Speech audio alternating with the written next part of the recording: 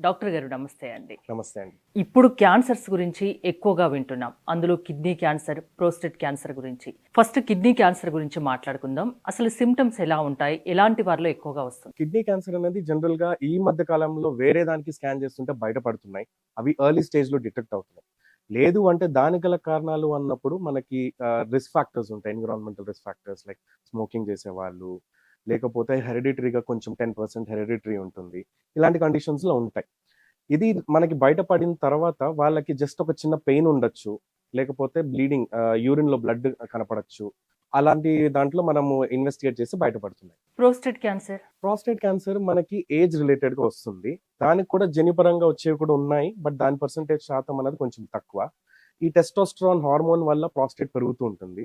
Over a period అంటే ఒక 60 years, 65 పైబడ్డ వాళ్ళకి స్లోగా దాంట్లో క్యాన్సర్ లక్షణాలు కనపడతాయి. సో వాళ్ళకొచ్చే సింప్టమ్స్ ఎలా ఉంటాయంటే యూరిన్స్ సన్నబడడము, లేకపోతే యూరిన్‌లో బ్లడ్ రావడము, యూరిన్ ఆగిపోవడము ఇలాంటివి. నార్మల్ సింప్టమ్స్ లాగే ఉంటాయి. కానీ దాంట్లో క్యాన్సర్ లక్షణాలు ఉండే ఛాన్సెస్ ఉంటాయి. జనరల్‌గా కిడ్నీ క్యాన్సర్‌కి సంబంధించి కానీ, ప్రోస్టేట్ క్యాన్సర్‌కి సంబంధించి కానీ ఎలాంటి సింప్టమ్స్ కనిపించినప్పుడు ఖచ్చితంగా మీలాంటి యూరాలజిస్ట్ డాక్టర్‌ని కలవాలి. సడెన్‌గా ఏదో ఒక సైడ్ రైట్ సైడ్ గాని, ఏది గాని వెనక భాగంలో ఇక్కడ నొప్పి గాని అలా వచ్చినప్పుడు వాళ్ళు అది నార్మల్ పెయిన్, మజిల్ పెయిన్ అనుకోకుండా వెంటనే యూరాలజిస్ట్ దగ్గరికెళ్ళే ముందు ఒక ఎళ్తే స్కాన్ ఇవన్నీ చేస్తాము. దాన్ని బట్టి వాళ్ళు డయాగ్నోస్ అవుతారు.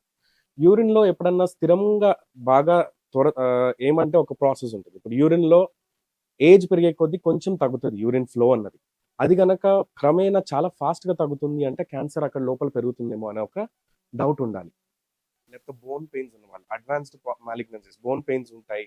అలాంటి వాళ్ళకు డైరెక్ట్‌గా వాళ్ళు they have to meet a urologist get it confirm that it is not a malignancy. Cancer కాదు అనేసి నిరూపించుకోవాలి. కొందరికి యూరిన్ తరచుగా వస్తుంటుంది, ఎక్కువగా వస్తుంటుంది. కొందరికి డ్రాప్స్ వస్తుంది. కొందరికి నురగగా వస్తుంది. ఇలాంటి సింప్టమ్స్ కూడా సీరియస్‌గా తీసుకోవాలా? అలాంటి సింప్టమ్స్‌లో కూడా ఏదో ఒకటి ఇప్పుడు నురుగు రావడం అంటే దాంట్లో ప్రోటీనూరియా అని ఉంటుంది. అది మనం కంపల్సరీగా చూపించుకొని నెఫ్రాలజిస్ట్‌కి చూడాలి. కొంతమంది డయాబెటిక్ పేషెంట్స్ ఇలాంటి వాళ్ళల్లో యూరిన్ తరచుగా రావడం ఇవన్నీ చూస్తుంటాం. కానీ దాని వెనకాల ఇలాంటి సింప్టమ్స్ ఏమన్నా ఉన్నాయనేది మనం కంపల్సరీగా ఒకసారి యూరాలజిస్ట్‌కి చూపించుకొని దాని తర్వాతనే మనం ఏం లేదన్నప్పుడు ప్రశాంతంగా ఉండొచ్చు. అట్లా. యూరాలజీకి సంబంధించి ఈ మధ్యల రోబోటిక్ సర్జరీస్ గురించి ఎక్కువగా వింటున్నాం. ఎలాంటి యూరాలజీ క్యాన్సర్స్‌కి రోబోటిక్ సర్జరీ అనేది బాగా పనిచేస్తుంది? యూరాలజీలో రోబోటిక్ చాలా బాగా పనిచేస్తుందండి. ఎట్లా అంటే మనం ఇప్పుడు కిడ్నీ క్యాన్సర్‌లో చిన్న స్టార్టింగ్ స్టేజ్‌లో ఉన్నవి లెస్ థాన్ 5 సెంటీమీటర్స్ కొన్నిసార్లు ఈవెన్ లోపల ఉన్న క్యాన్సర్స్‌కి లాప్రోస్కోపీ కంటే మనం రోబోటిక్ సర్జరీ చేస్తే బాగా మంచి అవుట్‌కమ్స్ ఇవ్వచ్చు. ఎందుకంటే రోబోటిక్ సర్జరీలో మనకి 3 విజన్ ఉంటుంది. And will be like looking the tumour at this close and మన మార్జిన్స్ అవన్నీ నీట్‌గా వస్తాయి. సో అవుట్‌కమ్స్ అనేది బెటర్ ఉంటుంది. అండ్ ప్రాస్టేట్ అనేది పెల్విస్ లోపల ఉన్న ప్లేస్. వేర్ మన పాతకాలంలో ఓపెన్ సర్జరీలో మన చేతులు కూడా వెళ్ళలేవు. ల్యాబ్‌తో కొంత వరకు చేయొచ్చు గానీ, ఆ విజన్ ఇవన్నీ ప్రాస్టేట్ క్యాన్సర్‌లో బెటర్ ఉంటుంది. సో, మనం అక్కడ దగ్గరికెళ్ళినప్పుడు మనం మెయిన్‌గా ఆలోచించేది 2 థింగ్స్. అక్కడ ఎరెక్టైల్ డిస్‌ఫంక్షన్ దాని తర్వాత అక్కడ నరాలు వెళ్తూ ఉంటాయి. ఆ నరాల్ని సేవ్ చేసే ప్రక్రియ. అది ఈ రోబోటిక్‌తోని చాలా అద్భుతంగా చేయొచ్చు. ఎలాంటి క్యాన్సర్స్‌కి? అంటే గాల్ బ్లాడర్ క్యాన్సర్ కూడా ఉంటుంది గదా! యెస్. దానికి గూడా ఎలా వర్క్ చేస్తుంది? గాల్ బ్లాడర్ క్యాన్సర్ కూడా చేస్తారు సర్జికల్ ఆంకాలజిస్ట్. అది మామూలు లాప్రోస్కోపీ లాగే కీ హోల్ పెట్టుకొని దే విల్ డూ. మామూలు రోబోటిక్ టెక్నాలజీ ఇది అడ్వాన్స్ టెక్నాలజీ. ఇది సేఫ్‌గా చేసే ఒక ప్రొసీజర్. దీంట్లో ఏమంటే చిన్న హోల్స్ అట్లనే 8-10 హోల్స్‌తోనే చేస్తాము. కానీ దీనిలో దీనికి డిఫరెన్స్ ఏమంటే లాప్రోస్కోపిక్ సర్జరీస్‌లో మనకి ఓన్లీ 3 డిగ్రీస్ ఆఫ్ మూవ్‌మెంట్ ఉంటుంది. హ్మ్. అంటే మన చేతులు జస్ట్ పైకి కిందకి ఇలా అన్నట్టు. అదే రోబోటిక్‌లో ఎండోవ్రిస్ టెక్నాలజీ అని ఉంటుంది. దాంతో మనం ఆల్‌మోస్ట్ ఇట్లా వెళ్ళొచ్చు. So reach is better. So reach better ఉన్నప్పుడు మనము ఆ ప్రెసిషన్ ఇన్ సర్జరీ బెటర్ ఉంటుంది. అంటే సర్జరీకి సంబంధించి అదర్ ఆప్షన్స్ కంటే రోబోటిక్ బెటర్ అంటారా? యెస్. మన స్టడీస్‌లో కూడా చెప్పారు. ఇనీషియల్ స్టడీస్ అంటే ఇప్పుడు 15 ఇయర్స్‌లో స్టడీస్ జరుగుతున్నప్పుడు ఈ ప్రాస్టేట్ క్యాన్సర్ సర్జరీస్‌కి మనం ల్యాబ్ కంటే ప్రాస్టెటిక్ సర్జరీ నాన్ ఇన్ఫీరియర్ అని స్టార్టింగ్‌లో వచ్చింది. ఇప్పుడు almost it is becoming gold standard. So బేసిక్‌గా దాంతో చేస్తే మనకి precision it's a tool for surgery. ఎట్లా చేసినా సర్జరీ సేమే. బట్ దీంట్లో మనకు ఆ డెప్త్ విజన్, ఆ క్లోజ్ జూమ్ దాని తర్వాత మన డెక్స్టరిటీతో ప్రిసైజ్ ఉంటుంది. ఏ క్యాన్సర్ తీసుకున్నా దాంట్లో 4 స్టేజెస్ గురించి డాక్టర్స్ అవును. చెప్తూ ఉంటారు గదా! ఏ స్టేజ్‌లో ఉన్నా కూడా మీరు సర్జరీనే చేస్తారా? లేదండి. అలా ఉండదు. ఎలా అంటే మనకి గ్రాస్‌లీ స్టేజెస్ 1, 2, 3, 4 ఉన్నప్పుడు 1 అంటే చిన్నది. 2 అంటే కొంచెం పెద్దగా ఉంటుంది. ఆ స్టేజ్ వరకు ఇఫ్ ఇట్ ఈస్ ఆపరబుల్ అంటే పేషెంట్ ఫిట్ ఉంటే మనం సర్జరీకి చెప్తాం. థర్డ్ అన్నది ఆల్‌మోస్ట్ అన్ని క్యాన్సర్స్‌లో లోకల్లీ అడ్వాన్స్డ్ అంటాం. అంటే అక్కడి నుంచి ఇంకొక చోటుకి ఎక్కడైనా ఎళ్ళింది అని. అలాంటి స్టేజెస్‌లో కొన్ని సర్జరీస్ కొన్ని క్యాన్సర్స్‌కి మాత్రం కీమోథెరపీ ఇచ్చి దాంతో కొంచెం ష్రింక్ అయిన తర్వాత సర్జరీ చేసిన తర్వాత పేషెంట్కి మనం కనుక కంప్లీట్ క్యూర్ ఇవ్వగలుగుతాము అంటే చేస్తాం. 4th స్టేజ్లో జనరలీ ఉండదు. ఏమి సర్జరీస్ చేయము, అంటే క్యాన్సర్ క్యూరేటివ్ సర్జరీ చేయము.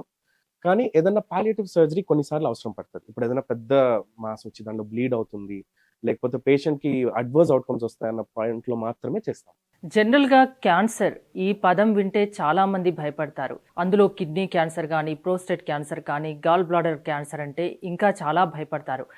నిజంగా భయపడాల్సిన అవసరం ఉందా?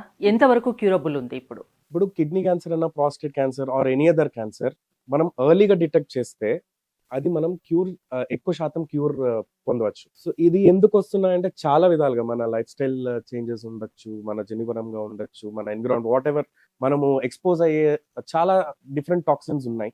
వాటి వల్ల పెరుగుతున్నాయా లేకపోతే మోడర్నైజేషన్ వల్ల వస్తుందా అది మనకి కరెక్ట్గా తెలియదు. బట్ క్యాన్సర్ అయితే ఇన్సిడెన్స్ పెరుగుతుంది. సో దాన్ని మనం ఎర్లీ డిటెక్ట్ చేస్తే పేషెంట్కి కంప్లీట్ క్యూర్ ఇవ్వగలుగుతాం. అంటే ఏ క్యాన్సర్ కానీ పెయిన్ ఒకటే సిమ్టమా కాదండి, కొన్ని క్యాన్సర్స్ బ్లీడింగ్ ఉండొచ్చు. ఇప్పుడు గ్యాస్ట్రిక్ క్యాన్సర్, ప్యాంక్రియాటిక్ క్యాన్సర్స్ అవన్నీ వామిటింగ్స్తో వస్తాయి. వేరే రెక్టల్ క్యాన్సర్స్ ఇవన్నీ కాన్స్టిపేషన్, బ్లీడింగ్, బ్లడ్ మోషన్లో బ్లడ్ పడడం, ఇలా ఒక్కొక్క క్యాన్సర్కి ఒక్కొక్కలాగా. ఊపిరితిత్తుల్లో క్యాన్సర్ వస్తే మనకి అక్కడి నుంచి దగ్గులో వామిట్ రావడము, ఇలా ప్రతి క్యాన్సర్కి వేరే వేరే సిమ్టమ్స్ ఉంటాయి. ఒక పర్టికులర్ సర్జన్ మనం ఏదన్నా ఒక క్యాన్సర్ గురించి ఆలోచించేటప్పుడు ఆ ఆర్గన్ స్పెసిఫిక్ క్యాన్సర్ సర్జనే దానికి ట్రీట్మెంట్ ఇవ్వగలుగుతారు. డాక్టర్ గారు, కిడ్నీ క్యాన్సర్ కానీ, ప్రోస్టేట్ క్యాన్సర్ కానీ, యూరినరీ క్యాన్సర్ కానీ ప్రాణాంతకమా? ఏ టైంలో ఎలాంటి సిమ్టమ్స్ ఉన్నప్పుడు ఏ స్టేజ్లో వస్తే మీరు వాళ్ళ లైఫ్ని సేవ్ చేయగలరు? ఇందాక మనం అనుకున్నట్టే కిడ్నీ క్యాన్సర్ అన్నా, మన యూరోథీలియల్ క్యాన్సర్స్ అంటాం, అప్పర్ ట్రాక్ట్ యూరేటర్లో కిడ్నీ పైప్లో ఉన్న క్యాన్సర్లు కానీ, మూత్రపు సంచిలో ఉన్న క్యాన్సర్ కానీ, ప్రాస్టేట్ క్యాన్సర్ కానీ, టెస్టికులర్, అన్ని క్యాన్సర్స్ ఏ క్యాన్సర్ అయినా స్టేజ్ 2 వరకు మనం కంప్లీట్ క్యూర్ ఇవ్వగలుగుతాం. ఏదైనా మనం రోబోటిక్ ద్వారా శస్త్రచికిత్స చేసి దానికి ఇవ్వచ్చు. అదే ఒకవేళ స్ప్రెడ్ అయిన క్యాన్సర్స్, లోకల్లీ అడ్వాన్స్ స్టేజ్ 3 కానీ, స్టేజ్ 4 కానీ మనం సర్జరీ చేసినా అంత ఉపయోగం ఉండదు. దానికి వేరే మోడాలిటీస్ ఉంటాయి, కీమోథెరపీ, రేడియోథెరపీ ఇలాంటివి. డాక్టర్ గారు, kidney cancer, prostate cancer, urinary cancer 3 స్టేజ్లో ఉన్నప్పుడు రోబోటిక్ సర్జరీ చేస్తామంటున్నారు కదా, మరి క్యూరబుల్ అది? ఇప్పుడు ఏమంటే అందులో ప్రాస్టేట్ క్యాన్సర్ ఇప్పుడు స్టేజ్ 3 అనుకోండి, దాంట్లో మనము జనరల్ గా అది సెమినల్ వెసికల్ అదా ఇన్వాల్వ్మెంట్ అవన్నీ ఉంటాయి. అది మనం కంప్లీట్ గా రిసెక్టబుల్ అయితే వి విల్ ఆఫర్. అది కూడా దాని తర్వాత వాళ్ళకి మల్టీ మోడాలిటీ అప్రోచ్ అని ఉంటుంది. అంటే దాని తర్వాత ఆండ్రోజన్ డిప్రైవేషన్ థెరపీ అని ఒకటి, దాని తర్వాత రేడియోథెరపీ అనేది అవసరం పడుతుంది. అలాగే యూరినరీ బ్లాడర్ క్యాన్సర్ లో కూడా మనకి స్టేజ్ 3 అంటే వాల్ నుంచి కొంచెం బయటకు వెళ్ళినట్టు అని, అలాంటి స్టేజెస్ లో మనం కీమోథెరపీ ఇచ్చి డౌన్ స్టేజ్ చేసుకొని మనం సర్జరీ చేస్తాం. అంటే మామూలుగా హ్యాపీ లైఫ్ లీడ్ చేయగలరా 3 స్టేజెస్ తర్వాత, సర్జరీ తర్వాత? ఎస్, వాళ్ళకి కొంచెం క్వాలిటీ ఆఫ్ లైఫ్ అయితే తగ్గుతుంది. ఎందుకంటే కీమోథెరపీ ఇస్తాము, వాళ్ళకి మల్టీ మోడాలిటీ అంటే రేడియోథెరపీ అవసరం పడుతుంది కాబట్టి క్వాలిటీ ఆఫ్ లైఫ్ కొంచెం తగ్గుతుంది. కానీ బట్ లైఫ్ ఎక్స్పెక్టెన్సీ అనేది కొంచెం ఆల్మోస్ట్ సేమ్ ఉంటుందండి. సో అంటే ట్రీట్మెంట్స్ ఆప్షన్స్ ఉన్నాయి. ఎంత ముందుగా గుర్తించి అంత ముందుగా ట్రీట్మెంట్ తీసుకుంటే మాత్రం హ్యాపీ లైఫ్ లీడ్ చేయొచ్చు. లేట్ అయినా కొద్దీ కాంప్లికేషన్స్ పెరుగుతూ ఉంటాయి, కొంచెం ఇబ్బంది పడాల్సి ఉంటుంది అంటున్నారు, అంతేనా? కరెక్ట్. రోబోటిక్ సర్జరీ గురించి చేయించుకోవాలి అనుకునే వాళ్ళకు, క్యాన్సర్తో బాధపడుతున్న వాళ్ళకి మీరు ఏం చెప్తారు? రోబోటిక్ సర్జరీ చేయించుకున్న వాళ్ళ కంటే మనము ఎప్పుడన్నా రెగ్యులర్ గా హెల్త్ చెకప్ లో బయటపడిన వాళ్ళు దానికి ఉన్న ఆప్షన్స్ ఇప్పుడు already things are available on Google. వాళ్ళు చూసుకున్న తర్వాత దీనికి ఎటువంటి శస్త్రచికిత్స బెటర్ ఉంటుంది అని ఒక కార్పొరేట్ హాస్పిటల్స్ లో ఎక్కడన్నా ఒక చోటు ఒక డాక్టర్ని కలిస్తే వాళ్ళు ఆప్షన్స్ ఇస్తారు. ఇచ్చిన తర్వాత దాంట్లో వాళ్ళకి ఏది సూటబుల్, కొంతమందికి ఛాతీకి సంబంధించిన ఇన్ఫెక్షన్స్ ఉండొచ్చు, హార్ట్ ప్రాబ్లమ్స్ ఉండొచ్చు, వాళ్ళందరికీ రోబోటిక్ సర్జరీ ఇది అవ్వదు, మనం వీలు పడదు చేయడానికి.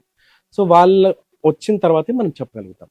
మెడికవర్ హాస్పిటల్లో consultant urologist and robotic surgery, మీరు సీనియర్ డాక్టర్, మీ హాస్పిటల్ గురించి ఏం చెప్తారు? మెడికవర్లో ఎలాంటి అడ్వాన్స్డ్ ఎక్విప్మెంట్స్ ఉన్నాయి, ఎలాంటి సర్వీసెస్ ఉన్నాయి? యూరాలజీకి సంబంధించి మన మెడికవర్ హాస్పిటల్లో అన్ని ఇన్స్ట్రుమెంట్స్ అండ్ ఎక్విప్మెంట్స్ ఉన్నాయండి.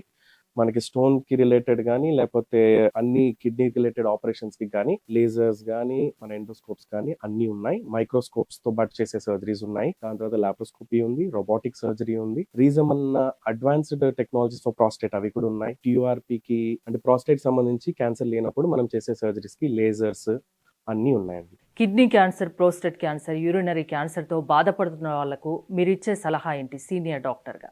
మామూలుగా యూరినరీ క్యాన్సర్స్ అంటే యూరినరీ క్యాన్సర్స్ ఉన్న వాళ్ళకి డయాగ్నోజ్ అయిన తర్వాత వాళ్ళ క్వాలిటీ ఆఫ్ లైఫ్ అనేది వాళ్ళకి తక్కువ ఉంటుంది. బట్ అప్పటి నుంచన్నా వాళ్ళు risk factor, most common risk factor అనేది స్మోకింగ్ అండి. అది ఫస్ట్ వాళ్ళు ఆపి దగ్గరలో ఉన్న యూరాలజిస్ట్ దగ్గరికి వెళ్ళి కరెక్ట్గా ఒపీనియన్ తీసుకొని ఆయన దాని ప్రకారంగా ఫాలో అవుతే చాలు. అంటే ముందస్తుగా గుర్తించి ట్రీట్మెంట్ తీసుకుంటే ప్రాణాలకేం ప్రమాదం కాదు. నెగ్లెక్ట్ చేసినా కొద్దీ ప్రాణాలకు ప్రమాదం. అశ్రద్ధ చేయకండి, మీ హెల్త్ను కాపాడుకోండి, దగ్గరలోని యూరాలజిస్ట్ని కలవండి, మంచి డాక్టర్ని సంప్రదించండి, మంచి హాస్పిటల్కి వెళ్ళండి అని చెప్తున్నారు. అంతేనా? అంతేనండి. థ్యాంక్ యూ డాక్టర్ గారు. Thanks for coming.